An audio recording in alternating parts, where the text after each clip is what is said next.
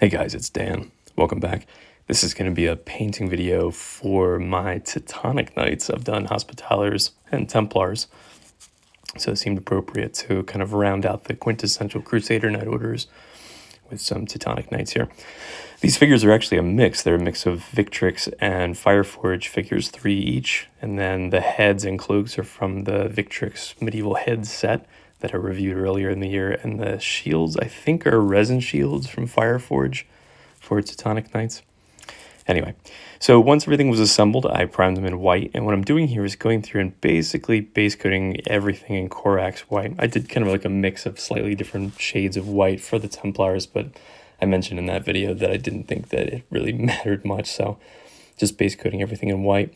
And I had a realization actually with some figures that I had done with contrast paint, and realized that the end result of this technique I use, this Razzle Dazzle technique, which involves just blocking out color, doing a light dry brush of a bright color, and then heavily washing it, actually looks better if the base coat that I use is less opaque, by which I mean like if I use thinned down paint to almost like ink the model, and then do a light dry brush on top of that. I think that it looks better in the end, and it makes sense because the white dry brush acts as a highlight layer, and if you have a kind of transparent color underneath, it's going to leave some lighter white kind of pigment color in the upper raised areas of it, which you're then basically boosting with the dry brush of white. So you could use contrast paint. I'm just trying out watering down this paint to like ink consistency, and so that's what I'm doing, and then sort of following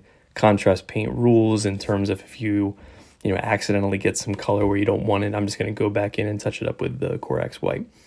So as a result, because so much of these figures are white and going to just be that Corax white base color, I'm actually going to paint the horses first here. So you can see I've taken Scrag Brown, really watered it down, like 50-50 water and Scrag Brown, and am basically, yeah, just like inking like you would with the contrast paint, the skin there. And you can see as it's already starting to dry, but you can see there's like kind of graduation in the color there where the raised areas are kind of lighter approaching white because there's Corax white as the base color.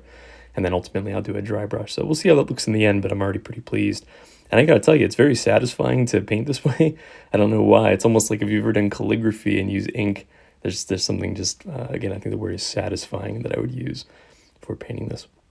So I'm picking a dark color for the main, kind of like a black, dark brown. I sort of like mix it up as I go, just blending in dark colors because it doesn't have to be perfect. And as I said, we're going to do a very heavy wash at the end here, so it doesn't really matter what color you use as long as it's a nice dark contrasting color. And then I'll do kind of like a bone color. Usually use shop debone, something like that for the hooves, any teeth that I can pick out. And then while I had that out, I hit the fur on these cloaks. All the cloaks, again, these are Victrix Medieval Knight heads and cloaks from their like fantasy kit. I mean, they all have fur, so I'm just hitting it with that like kind of bone color, which I know from experience looks very nice when you wash it. And then I went through and I touched up with Corax white anything that I had hit with the horse brown color, and I'm now going back in with kind of a terracotta color. This is Doombull Brown from Citadel. Again, watering it down pretty substantially, and you can see I'm just kind of like inking it. I don't really know how else to describe it, but you can already see it's leaving behind in the raised areas, as you would expect with like a contrast paint, a lighter color, and then it's sort of rolling into the recesses. And as I've now mentioned a couple of times, if you see my prior videos, you know where we're headed here, which is we're going to do a very light dry brush, very light dry brush of pure white that will bring those highlights up even further to a little kind of like dot highlight of white, and then we'll wash the whole thing. And then we're doing metals. There's actually surprisingly little metal on these knight models. There's basically just the chainmail on the arms, a little bit of chainmail on the legs peeking out from underneath the tunic, and then the helmets. So going through, hitting all those. This is Citadel Lead Belcher, very dark silver color, because we're going to then dry brush this with a very bright silver before we wash it as well. So I like to pick a nice dark silver color. I'm still looking for one that I like. I've tried out a couple of different brands. I know people have mentioned Vallejo metals, so I'm going to pick some of those up as well. I keep meaning to, but keep getting distracted. Anyway, so we're picking out all the silver bits here, And this is also a good time to pick out, I guess there are like little bits and bobs on the reins that you can hit in a metal color as well. So working through, as I mentioned before, what I'm going to do, basically every time I have a color out, I've got this Corax white sitting over, and I'm going to come back in to clean up any lines. And as I went, got neater and neater because it was kind of getting annoying to have to keep going back into the Corax white. But because we're using such thin down paint here, it's pretty important to do that so that none of the other color comes through. And we're doing the shields here, and this was probably the trickiest part because it's the motif is a black cross with a yellow cross with a black bird on top of it. So I just found kind of stenciling it work, just oscillating back and forth between those colors. And as I said, we're going to dry brush white, and then we're going to wash the whole thing anyway. And then I'm taking pure white because I want these shields to be a bit brighter than the clothing that they're wearing. So I just went with pure white there. And these are the only two contrast paints I actually used on these miniatures. But as I said, I'm having such a good time just watering down my regular paint that I don't even think I needed this, but figured I might as well bust them out. I've got these two different shades of red contrast paint. So I ended up actually like blending the two and just over on a palette, but straight out of the pot for this one, that's straight out of the pot with the other color for another one. And then I just started mixing them and got, I think, a pretty cool gradient on all these cloaks. But again, yeah, I enjoy using contrast paints here, especially as like a base coat layer for these figures. And then I'm taking a really bright silver color. This is Shining Silver from Army Painter, and just dry brushing the metal areas with a very, very light dry brush.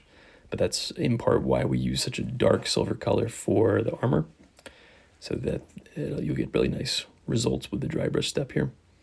And then so that the white doesn't have to do as much heavy lifting, I find that especially over very dark colors, but red in particular, you don't want to dry brush too heavily with white over red. So that you don't have to do that, I'm coming in with a bright red color to dry brush over these cloaks first to add like kind of an in-between highlight layer. And then here we go. So I've got my pure white, and I'm doing a very, very whisper light dry brush over the entire figure. Everything that's not metal is going to get some of this. And you can see it's picking up the raised areas in like the mane. I'm doing a little bit more heavily on the barding, the companion there.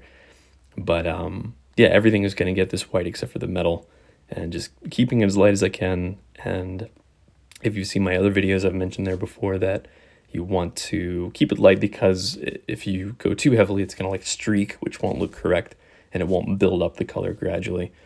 And you can always come back. That's what I am doing here. You can see I'm going over the same areas multiple times here because it's better to gradually build the color up than it is to just go in very heavily. I was very light, especially light on the cloaks, because as I mentioned, white dry brushed over red is kind of tricky to achieve.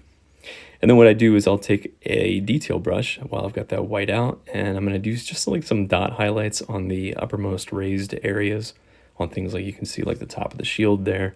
I'm basically using that dry brush step as a guide, and I'm highlighting the areas that got picked up the most in that dry brush step and doing little dots here and there just to make it look like glints of light. It looks very silly at this stage because we're boosting up the contrast so high. But then, as I mentioned, we're going to wash it, and it's going to mellow all these highlights out and blend all these different colors together. And then you can see I'm even doing it on the flat areas. This takes practice just to know where to drop these highlights. But the key is just to keep these little dots as small as you possibly can, because it creates the illusion of like that red color being taken up to a very extreme highlight, even though it's all white. And then we're taking a wash here. I've started out doing this with Army Painter Quick Shade Dip and have transitioned to just using out of the pot. This is a mix of Agrex and other colors, but I would just recommend Citadel Agrex or Shade Devil Mud if you still got that. But this is kind of a blend of a couple of different shades washes. And then everything is going to get this. I do water it down a little bit on the white of the barding. I'll apply it heavily to the knight and then dip the brush in water without shaking it at all, and then I'll kind of blend it out onto the horse itself. And for transfers, I'm using these Forgotten Chapters transfers that I reviewed about a month ago, and I need 24 of these because I got 6 knights, 4 transfers apiece. And I love these things. I really, really do recommend them. You just dip them in the water for like 10 seconds and off they slide. So you should definitely check these out yourselves. If you're waiting for an affiliate link, there is not one. I just really, really like these transfers. I got a link in the description if you want to check these guys out, though. Forgotten Chapters. And these are like Templar crosses for Terminators, something like that. And I think these look great for just Templar crosses. And they come with a ton of them on those transfer sheets. So I think the size is about right, too, for these horses.